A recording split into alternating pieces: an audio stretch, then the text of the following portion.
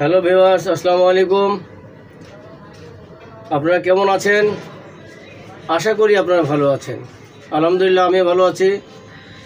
আসলে অনেক দিন হলো ভিউয়ার্স আপনাদের সাথে দেখা হয়নি আমার। আমি একটু বিভিন্ন রকম কাজের কারণবশত আর কি আমি ইউটিউবে আসতে পারিনি, আপনাদের সামনে আসতে পারিনি। তো আশা করতেছি আপনাদের সামনে আবার আসার চেষ্টা করতেছি আর কি।